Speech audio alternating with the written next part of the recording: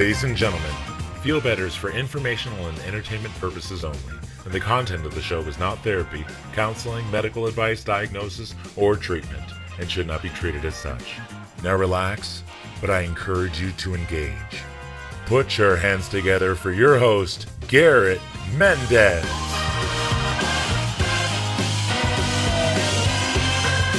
Whoa! Hey guys. Awesome. Where did I come from? That's the magic. Beautiful, beautiful. I'm solid on the grilled cheese, but thank you very much, sir. Hi, everybody. Welcome. Welcome to Feel Better. Thank you so much for coming out on this fine Tuesday.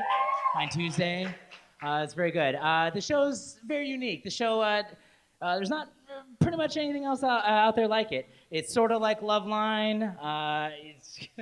It's kind of Dr. Drewy. But what we're doing differently here is we're trying to bring some darkness into the benign. We've got two comedians here who are willing to share themselves with you guys on stage, and they're going to get a little real. And hey, we might actually learn something about them or ourselves. But here with me to take on this mighty task is a very humble man, very amazingly smart person. Ladies and gentlemen, put your hands together for the professional of the evening, Dr. J.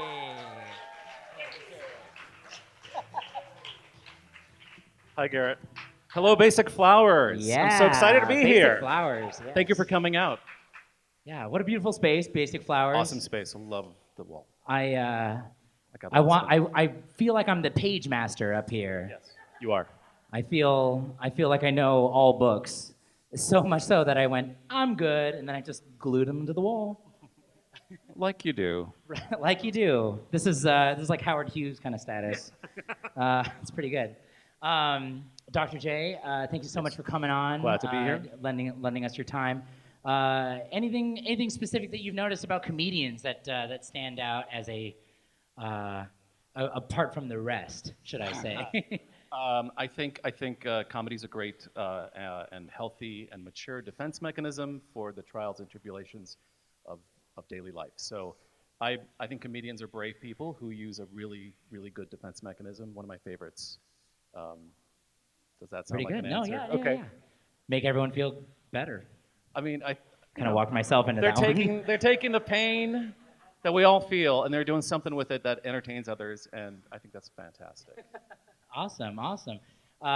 Great. Well, let's keep the show moving. Yes. Let's bring out our first comic. I'm going to introduce everyone first, and then we'll all get going. Bring out comic number one. She's incredibly talented. She's done several characters on this show, and she's just a feisty little redhead. Ladies and gentlemen, put your hands together for Madeline Wager.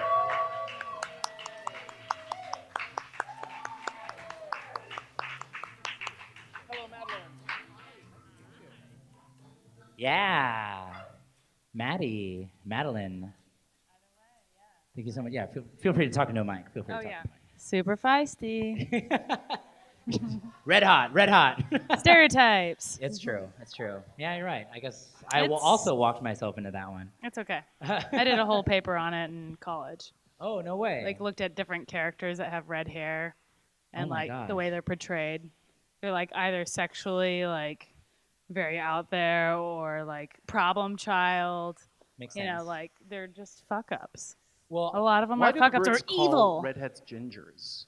Yeah, what about it? Where Why did do it they come call from? them gingers in I Britain? don't know. I feel like that's a British thing, and then Is there a ginger tree, or does the root look red? Or something? I just don't know.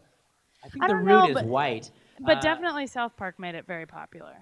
Right. Well, just to prove I'm non-discriminatory, my cameraman is a redhead. So, ladies and gentlemen, Super feisty. Garrett Vander Wieland. Hello, Garrett number two. Garrett number two. Hosted by Garrett, filmed by Garrett.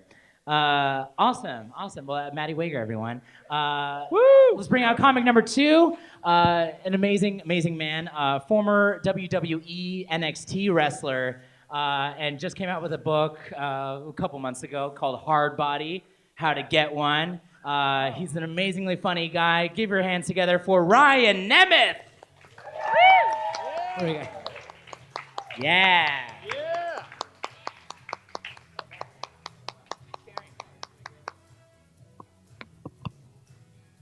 I love were that really disco nice beat. words.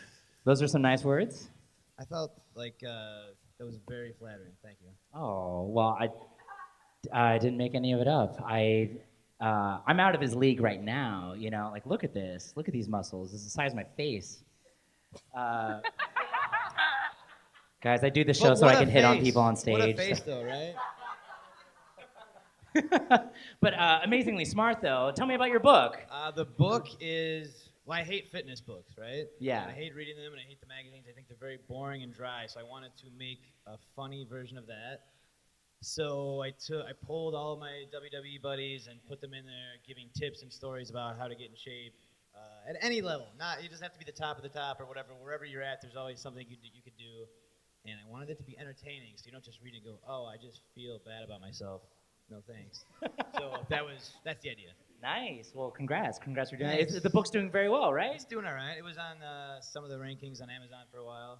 Yeah, some of the rankings on Amazon. What's it called for a again? while. What's the book called again? It's called "A Hard Body: How to Be One," and that's like a running joke throughout it. How to be one. Oh, nice. Okay, well, we'll link to that. Are you a throughout hard all the man? descriptions. What'd you say? Are you a hard man, as they I say feel in pretty Britain? hard right now, Since yeah. I'm on the British thing tonight, Whoa. like they have this expression in Britain called "he's a hard man." He's I like was hard back there, and it got harder when I came out here. So He's getting harder by the minute, guys. All right. Look at Like, this. Hachi all right. machi. No more questions. Thank you. It's a family show, guys. Yeah. Anyways, cool. Well, let's get started with everything. What's going to happen is I'm going to call each comedian up one by one. They're going to share some stories, and we're going to have a little group therapy sesh, everyone. It's going to be amazing. Madeline Wager. Let's give a hand to Madeline Wager. Coming on up first. Yeah, great. Okay. Gonna get super personal right off the bat. This is the secret. I used to bleed every time I had sex, or almost every time. Oh, I got like yeah. So wow. Okay. So at first I thought this is normal because a lot of women do bleed the first time or first few times, and then it wouldn't happen, and then sometimes it would happen. And then it would really happen, like to the point where there was like one time where it looked like we slaughtered a medium-sized animal on the bed, and it looked like a crime scene. It was like complete with a bloody handprint. And side note, that was at my sister's wedding. I had a one-night stand. I rolled up the sheets and I put them in the trash can. And I don't know if my dad got hotel damage charges at this point. I don't know if that ever happened. Won't talk about it with him. Anyway, so over like the course of 5-ish years, when I was living in Chicago, I was dealing with this, and I would go to different doctors, and of course they would always be like, well, we need to change up your birth control because you're bleeding at different times, and that was not it. I would continue, just to catch you up, I bled every time I had sex. Hey. He's like holding like a grilled cheese in an apron. So cute. So doctors were baffled. I was baffled, and because it also never hurt. That was the other thing. Is like it just was a big inconvenience. So in my last few months of living in Chicago, I was dating around, and I met this guy in the comedy community, and decided to go on a date with him, and it was bad. It was just like nothing terrible happened. It was just like boring, and we had no connection, and conversation was kind of blah. But I did inform him of like my last few things I was going to do in Chicago before I left and moved to LA. And one of those things was I was like, oh, the last thing I'm going to do in LA is a 3-month-long clowning class, because that's on the bucket list of things to do in Chicago before you leave. So I told him about this, and date's over, move on. A few weeks later, I go to clowning class, and guess who's there? That guy. I just sold it to him so hard that he was there. And I was like, why you couldn't have chosen like the next session? But he was there. We'll call him Ken. Ken was at the clowning class. And I was like, okay, buckle up. I'm going to spend 3 months with this guy. And it's going to, yeah. Meanwhile, I finally find a doctor, excuse me, who figures out what's been going on. So it turns out, I'm gonna do a little demonstration here.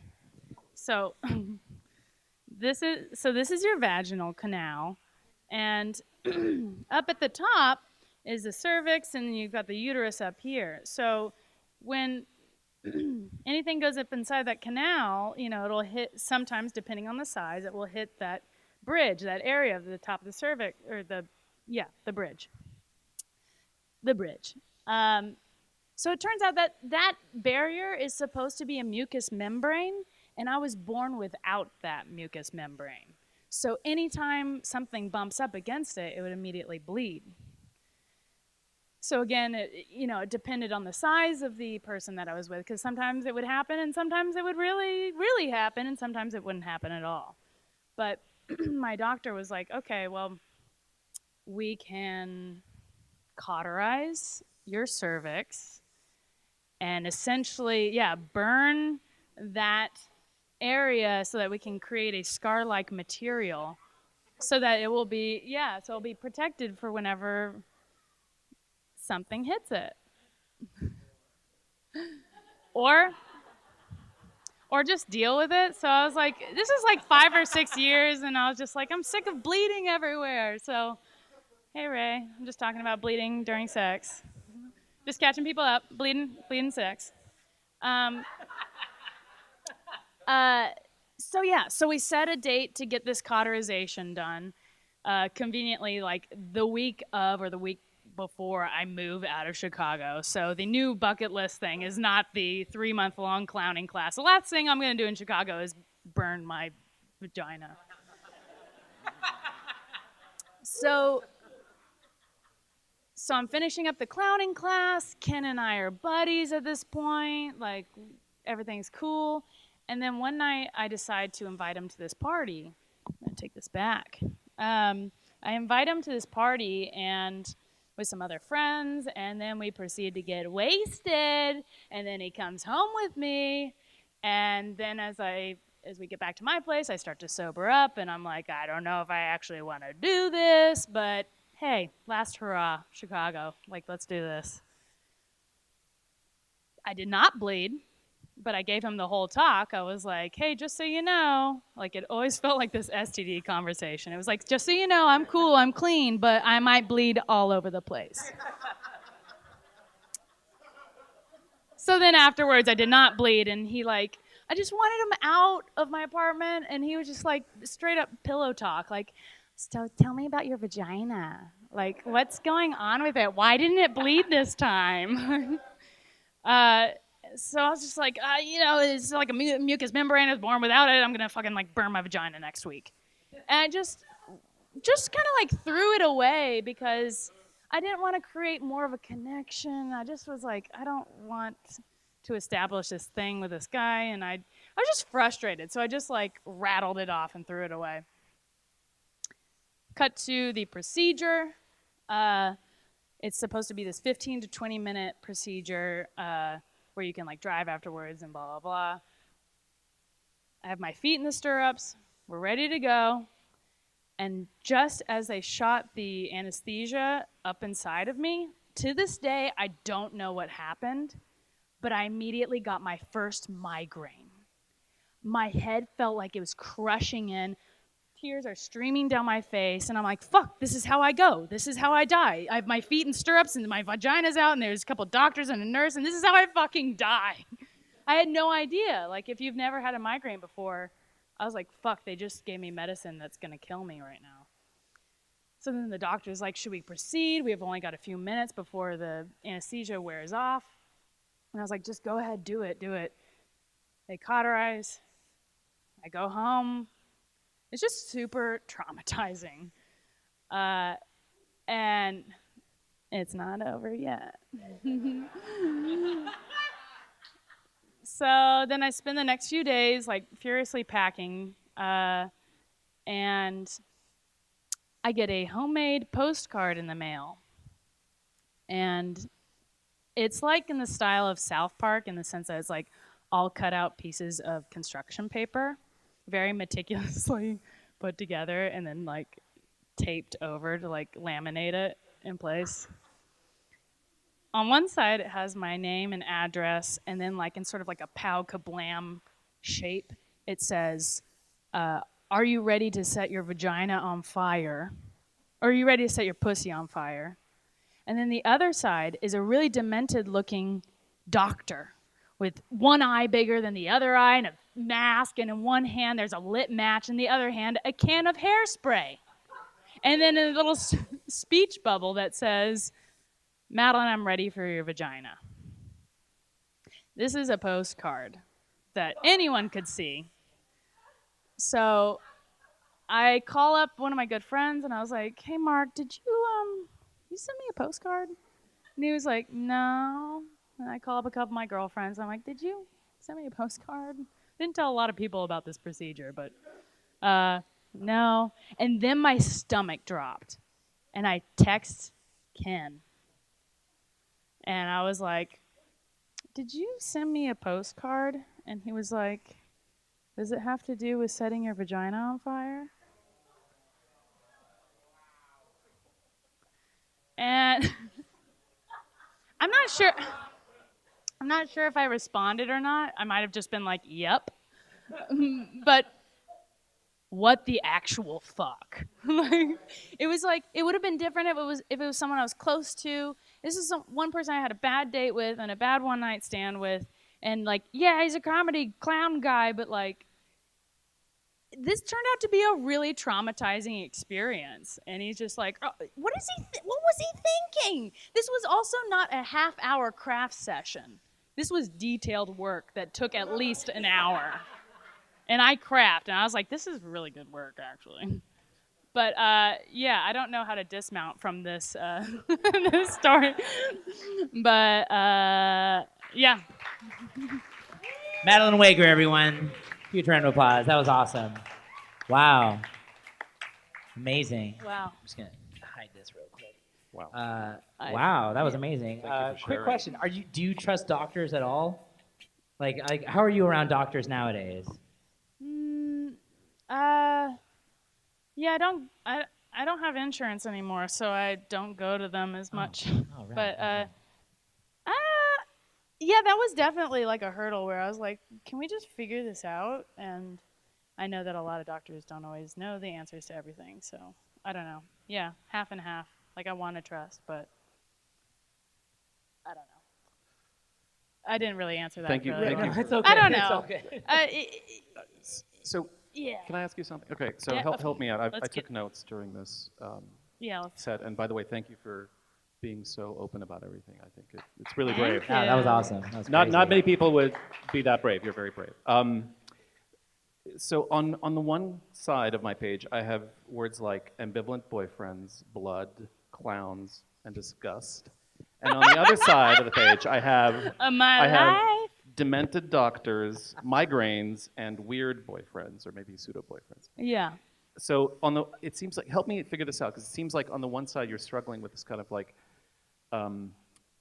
ambivalence toward your own body and like accepting it, but knowing that Totally. other people kind of don't and may need an explanation, and also the sort of tenuous relationship with boyfriends as you're about to leave town, Totally. right? And then on the other side you have these new migraines with supposedly doctors who know what they're doing, but they're actually kind of creepy, and they're suggesting operations that seem freaky and Yeah, weird and no. bizarre. I mean, that did solve the problem for a little while. Did the migraines go away?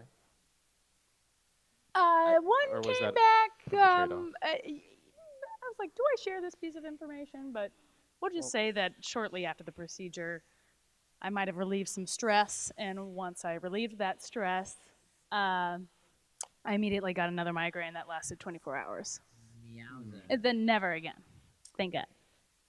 Because after the procedure, you're not supposed to have sex for like a month or so. So I was just like, I was so scared after that. I was like, I'm not touching anything. And is Ken out of the picture now too? Oh yeah, So the migraines have left. Ken has left. yeah. Ken, yeah, Okay. Ken is. And because you don't have insurance, so have the demented doctors. Yeah, I mean, no insurance just happened like last summer because I didn't make enough money with SAG, y'all. Okay. It sucks. So is this a story of freedom, of leaving Chicago, leaving this ambivalence, going to a new town, suffering some weirdness, but then being free of it all? Totally. I mean, I don't. This was also when I was 25, and I'm 31 now, and a lot of shit happens in those years. A lot of self work. Sure. I'm in a really great relationship now with a guy who's like, anytime that there is any sort of blood situation where I get like I get this weird thing where I get paranoid. I'm like, am I bleeding? Am I bleeding? And that's kind of like tapered off over the years, but I still have it. And he's so great, and he's just like, I don't fucking care. Like, doesn't matter to me. So he's super supportive and can. You don't think about him anymore? I don't really think about him unless he like pops up on a he's a commercial or clown. something. Can I ask a question in a Werner Herzog kind of voice? And please, all of you answer, because like I don't know the answer to this. Great. Why are people disgusted by blood? It's so natural. That was excellent. We should do the rest of the podcast like that. Just do the rest of the podcast like this. Oh, it's disgusting and revolting. I have a terrible I word. find blood to be organic and natural.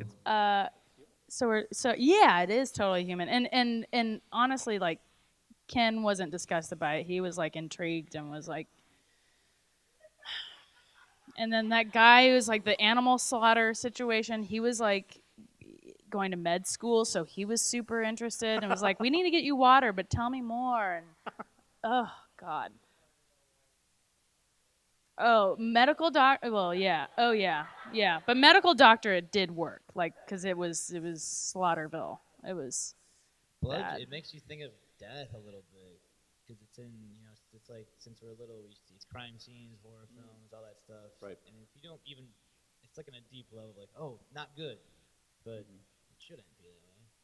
Yeah, our natural instinct when blood is like squirting out of an artery is to run away.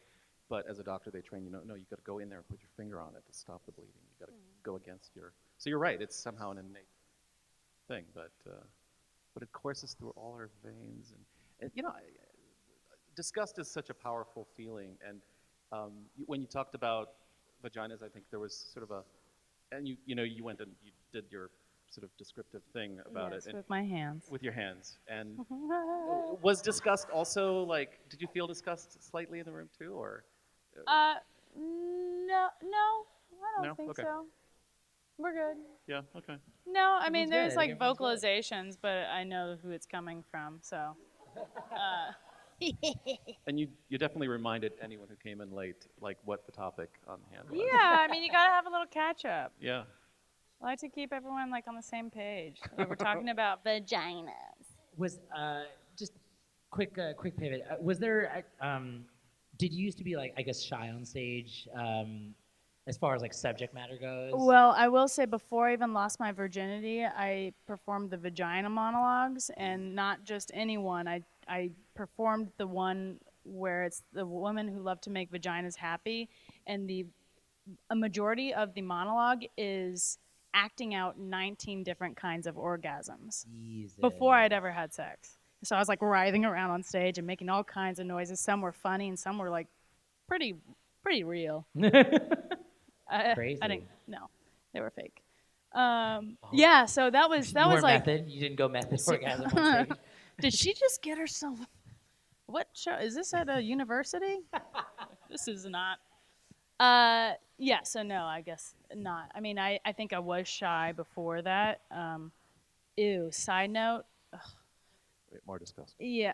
It's there. I went to an acting conservatory, and half of the actors are cut after the first year. So essentially, you're doing like a year-long audition. It's really fucked up.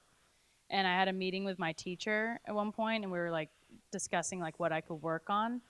And this was before I lost my virginity, and like I had sexual experiences with other people, but not a ton. And my teacher said to me in our one-on-one session, like, oh, I've noticed that you stray away from like being sexy or like sexual situations. It's just because you haven't had a lot of experience yet. And this is me when I was like 19, and I could not believe, like, what the fuck? There's a lot of men in your life kind of trying to like dictate how you should feel about certain things. Am I like? Well, that's women. Maybe I'm overgeneralizing. Yeah, we've generalizing, but, no. like, I think a but it lot just of us seems, have had like that. Ken but- was just like, oh, see, it's a joking matter. Like, see, like, haha, like you with your doctor and stuff like that, or this guy, like, I should tell you how you should feel about sexuality or something. I will like that. clarify that the doctor who figured it out was a female, but the man who it was a man who operated on me. So it was a woman who figured it out, but Copy yeah. Yeah, I don't know where we're going with this, but yeah, men, we live in yeah. a gendered world. Don't we? Yeah. I think I mean- I think we do. Yeah. Yeah. Yep. Mhm. And officially, we're supposed to kind of ignore it. Like we're supposed to. Ignore Yeah, well, lots of things obviously it's race like and in our stuff, but, face like, right now because of the election. reality is Yeah, it's this is the hottest 2 weeks of genderizing right now. I think that we're gonna Right. see. Yeah. Because this is it. It's besides ideologies and things like that. I mean, it truly is man versus woman right now. Like we're seeing it. Yeah. Yeah, but she's and often gonna the win. female and the blood, and it's kind of wrapped in disgust. And that's unfair, of course. Yeah. Right. Yes. I mean, men disgust. I don't know. We literally maybe in a shed locker blood room, but- for humans, for life, Yeah. to make life. I mean, So we're we shouldn't born that feel. way. Yeah. And yet, that's Yeah. where you go, and that's kind of. Yeah, it sucks to like I compared it before. It felt like an STD conversation. Yeah. It felt like I had to like tell people, "Hey, just so you know, this might happen." I honestly can't remember if it grossed anyone out. If it did, it's been blocked. Awesome. Let's give a round of applause for Maddie Yes. Wager, everyone. That was great. That was awesome. That was wonderful. Mr. Nemeth, I would like to call you up onto the stage. You know, I had a little feeling of maybe they'll forget about me. I don't want to do this anymore. Yeah, just gonna move on. Just kind of, I don't know. I'm infused with I'm entranced with the fact that comedians wear flannels. So, trying to keep it moving, trying to keep it up with the teal guy over here. How do I get this to stay here? I'm not a microphone person. I think you got it. I think you asked and you received. I can't help you with that, but This is a microphone. awesome. Ryan Nemeth, everyone. Thanks, everybody. All right, so my career through my 20s was professional wrestling, which is very physical, and you get hurt a lot, and not outside of the ring, you have to kind of be strong too, and not get manipulated or get stabbed in the back by your best friend or whoever. It's kind of like what happens in the ring. Has anyone ever watched wrestling here? Yeah. Literally everyone has watched wrestling. Okay. So the stuff in the ring is like 5% of what the job is. Everything else is secretly behind the curtain, trying to work all of your bosses, all your coworkers, and super cutthroat, double crossing and all that kind of stuff, more than you can ever imagine. So you can never kind of show weakness. And I think my way of like dealing with that was never getting close to anyone, never telling secrets, never letting anyone know anything ever, and that's still kind of a thing that I have. So this past spring, I found out, I went to a new doctor, and I go, let's do everything. Let's get like all the tests, do everything. And I am super scared of blood and getting my blood taken. So relevant that came up. So we did blood tests and all the tests, and he's like, oh, there's something interesting in your blood. I'm like, oh, interesting is not going to be a good thing. It's not like you found winning lottery tickets in my blood or good luck running through there. So he thought, he didn't think, he knew. He goes, this, whatever the thing is, I don't know if it's an enzyme or some kind of a chemical that is released when you have a tumor in your body. Oh, that's exactly the noise well, my noise wasn't, it was, fuck, really? No, like that. And he goes, yeah, you know, it's just a normal thing. Like, the doctors are so good at not freaking out, which is good, I guess, because you're doing that for them. So we find out that we have to do all these scans and whatever, and right in here is some kind of little tumor that he thinks is cancer. I'm like, oh no, but I'm so strong and fit and like, great, how can this happen to me? What did I do? He's like, well, it's just a thing that happens. So I have to schedule a surgery. And I'm so denying this is real that I set the surgery date, and then I call him like, I'm gonna get some second opinions. Never get second opinions ever. Eventually come back in to see them. So I'm like, I feel like I've been misleading you because I've just been trying to avoid this surgery.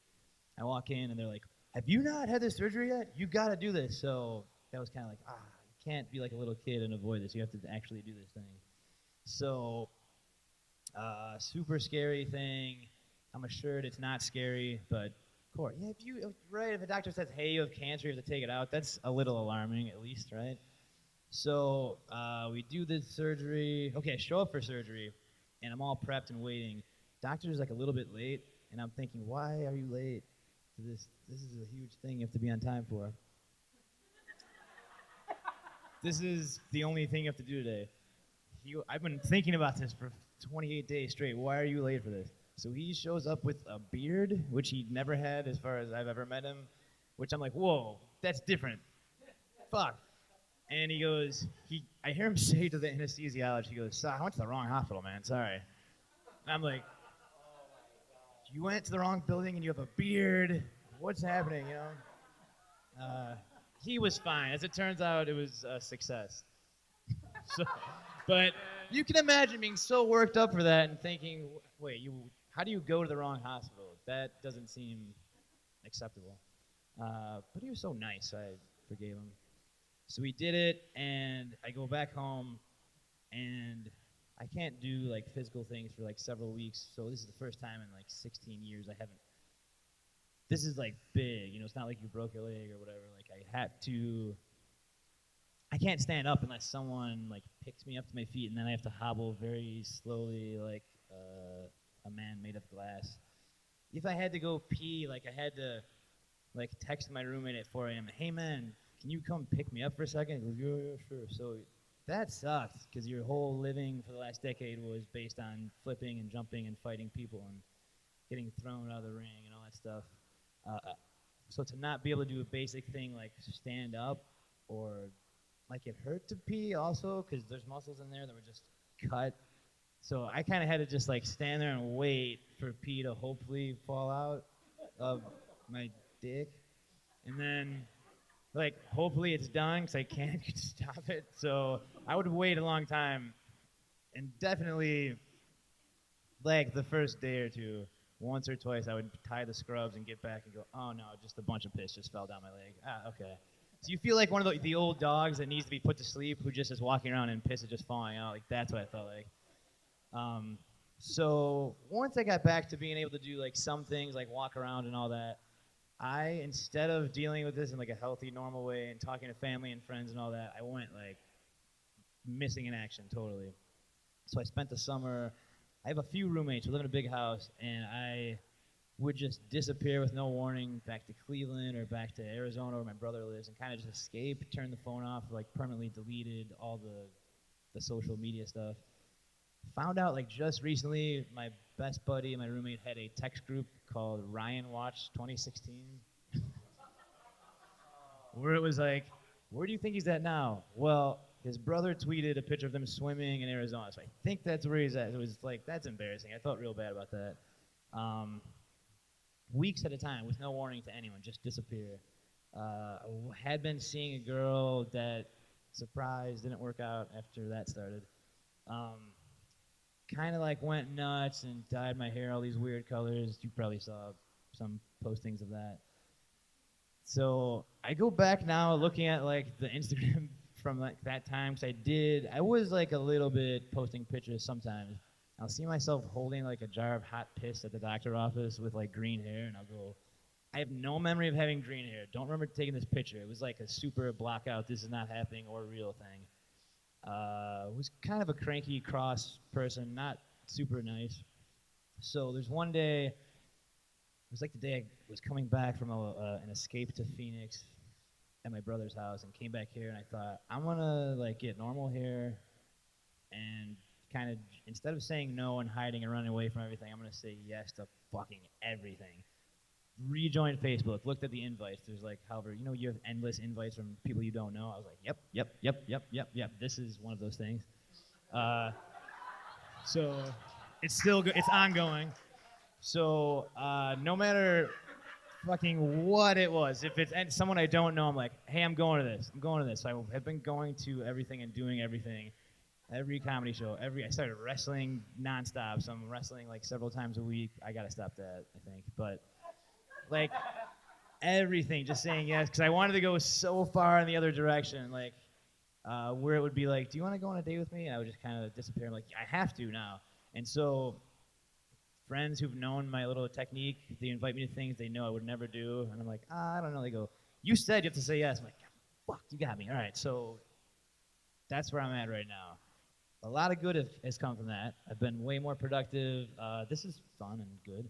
All these things I've been doing, like these kind of shows, it's been great. I've met a bunch of people. I got to dog sit a bunch of times, because that's, of course, something everyone asks you to do.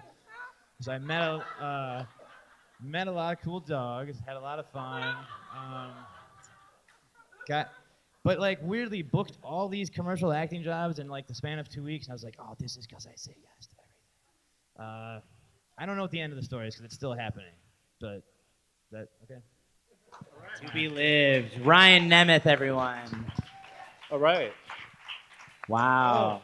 And I've lied about the surgery to everyone. I said I had a hernia, like to everybody, because it's like the same spot where they cut you. And then eventually, just pretty recently, I was like, all right, there was no hernia. It was a lie. So a lot of coming clean in 2016. Damn, that's awesome. Congrats. Thanks for saying Okay. yes to this. Thanks for Yeah, saying yes. yeah. I didn't want to, but I had to. All right, I get it. During the show. Doctor, fix me. Dr. J to the rescue. Okay, Ryan, first of all, thanks for being so upfront about these things. You told us 3 stories, I think, or 3 vignettes, if you will. And I think in each of them, the theme is the fear of losing control, but having to lose control to some extent, and then dealing with feeling broken or old or shattered, made of glass at the end, but then owning it, owning the chaos, and kind of resurrecting. Old never came up. What? Old never came up. No, sorry. Well, I'm sorry. I thought you talked about old dogs at one point. Okay, but the idea of like kind of like a phoenix rising from the ashes, but having to go through this ordeal where you lose control, and you don't like losing control, do you? No, I hated it. I just kind of realized that yesterday too. It's funny you say that. So I was talking to somebody, and they were like, "Are you some kind of a control freak?" And I thought, "No." And I thought, "Yeah." You have. You said that. Because I'm assuming for 16 years, I mean, to be in the shape that you're in, like you got to have a crazy routine. Like you got to be on it. Yeah, it's a lot of discipline, and in pro wrestling, also your life is in the hands of someone else too. So in my mind, it's always been like, how can I make this match where the least of my danger is in this guy's hands? I always would be cleverly crafting, like, I want to be in charge of what is happening to me the most I can for safety. Yeah, I guess. It's an interesting struggle because it seems like even in the way you described your book, there's that struggle there. I don't like most fitness books because they just tell you what to do. I have a different approach. Oh man, that's pretty good. Yeah. In the book, I say like you have to figure out your own thing, no matter what it is. Like someone is going to tell you there's only one way. There's not for anything. There isn't. Yeah. Got to find your own way. I guess that moment when you arrived at the hospital and you thought, okay, this is the wrong doctor. I've gone to the wrong place. And they said, where were you? And you lied about getting second opinions. And you were honest with them about like I'm just kind of just trying to push this back because I don't want to deal with it. I think that's a really common place where a lot of us often find ourselves. We know what has to happen. We don't want to deal with it right now. And we're very good at making these errors that make us late. We miss the bus. We miss the phone call. We delete the message before hearing it. I think that's a natural thing that we all do. It's not. Do you cry? Only just recently. It started this summer. Yeah, sometimes. Welcome. Damn, I was hoping tonight would be your first time ever. No, Goodness. but no, I only because that was like a thing where I would be kind of excited, like, oh man, I really do have to get surgery. Then I'm just driving somewhere and it's just like a little dumb song comes on. And it's not the songs you'd expect. Yeah. It's like probably a good happy song where you're like, oh no, I'm gonna die or have something's back and I won't be able to walk anymore. Like scream crying, I think. So I could make. No Maybe doubt, we- Tragic Kingdom comes on, and you're like, "Ah, don't speak. Don't speak. You know, that was yeah. one of them. Yeah. Even the hat, like the one, I'm just a girl. Even that one, you're like, that reminds me of being a little kid. There wasn't cancer when you're a little kid when that song came out, but there is now. Yeah. I'm just a girl. Look at me. Yeah, that's good. Okay. I imagine that in traffic. Do you think you've always kind of been this way, sort of control freak, to use your own phrase? I don't know when it started, but at least in my adult memory, always. Okay. Yeah. Is there anyone else in your life, like a parental figure, who's similar to that, or? Not parental figures, but my older brother is. Okay. There's a lot of similarities the last few months I've kind of been noticing. So maybe, yeah. And how much older is he? He is 5 years older. Okay. We're kind of brother, but kind of uncle-y a little Right. bit. Yeah. It's kind of 5 years is kind of a big gap. But not your parents, huh? No, not at all. Were your parents almost the opposite? Were they like, anything, you can do whatever you want, there's no restrictions, no limits, come home whenever you feel like? No, not that. Not like that kind of parent, but more like we see that you're responsible, we trust you, there is a curfew, but But we yeah. and were you, I don't know, but were you someone who like challenged them on their authority a lot, or were you kind of a good kid? I was mostly teacher's pet, good kid, but like weird battles I wanted to fight. I can't even think of one, but nothing that's like normal. Not a curfew, like, oh yeah, I have to be home. I'm the good kid, yeah. Wow, sounds like a really great family. It was a good family, yeah. Because most people's personalities, to some sense, are a reaction to their parents' personalities, and it just goes back and back. But So what's my deal, man? well, I mean, I'm just learning about all this, but I'm just trying to figure out what your control freak thing is a reaction to, if it's a reaction to anyone in your life. I mean, or I'm early picking up childhood that experience. like you've been, it sounds like your parents are encouraging enough to kind of like yeah, like be disciplined, like work hard so you can get what you want, and then now you're being told that you can't do that, so now you're kind of like the workhorse who doesn't have work. At least that's what I was kind of picking up on, is that you felt like useless. Yeah, and there was a time a few weeks after the surgery where you can start rehabbing and get back to being normal. And for me, someone whose life depends on being fit or whatever. But there was a 2-week period. I've never gone 2 weeks since being a teenager where you couldn't do something in a gym or something active or whatever. And that really started like falling in my head, like, you just have to sit still. And I was like, try to enjoy this and just have fun. But it was like a real depressing, low, like, you are the worst, you suck, that kind of feeling. It just means you're a busy man. It just means that you're doing a lot, out when you are at full capacity, and you're doing a lot. I don't know, that's what I'm picking up on. Is Yeah. that you're killing it, and just when you're told that you can't kill it anymore, then you feel killed. Killed, yeah. Sad. Kilt. Killed. And I think there's an echo in your story about the fear of losing control and having to deal with it, and just with Madeline's story of having a body that's sort of kind of out of control in a way, and you have to deal with it too, and you have to go through some crazy surgical business. In both of these stories, doctors are kind of the necessary evil to get beyond this. Wow. How did you pick this, Garrett? How did this happen? I asked Such a who wonderful- hates their doctor on Facebook, and then So it's just a beautiful symmetry here on stage. right, it's true. If you were just wearing teal, we'd be killing this. Oh. There's a little bit of teal in This here. is not teal. think Sorry, of how guys. that- I don't know my colors. Picture would look. I forget if I missed the part where what the turning point was when you had your year of running away. What the moment of I going can back? tell you exactly what it was. I got through a friend of a friend was like, hey, can you do this? Can you be on this True TV thing? They need someone to be a fighter. And I go, do they want someone with green hair? And they go, no. And I was like, okay. So either I can have this acting job for sweet money, or I can keep being weird and, like hiding in the middle of the desert in Arizona. So I was like, all right, I'll do it. So I went and like got brown hair dye and like re-browned my hair and showed up there. And I was like, I'm on set doing things and cool, and they're letting me choreograph the fight. Like, fuck yeah, all right, let's keep doing this. And that was, I think that day was the day where I was like, everything has to change. Everything, stop lying and hiding and just do it, man. Self-worth. Yeah, reestablish control on a different level. Oh, wow, yeah. Stop listening to Creed. Yeah, there you go. That's pretty good. That's awesome, man. Sweet. Maybe that's what life is, sort of understanding that you don't have control at some level, but you do have at others, and you just keep on finding the level that you do have some control over. Yeah, because you can't, things that go on in here, you don't know sometimes, you can't control it, but I don't have a second half of that sentence. Yeah, but But you can get an agent who will say no to things that you would never want to hear about, or something like that, as your career progresses. Sure, yeah. I'm not. Right. Thanks for coming, man. Thank you so much for doing this. Thanks for Yeah. listening. Thank you All to right. Ryan Nemeth, everyone. Thank you. It's a perfect place to end right there. Let's give a big round of applause to Madeline Wager as well. Amazing for sharing their stories. Huge round of applause for Dr. J, lending his professional advice.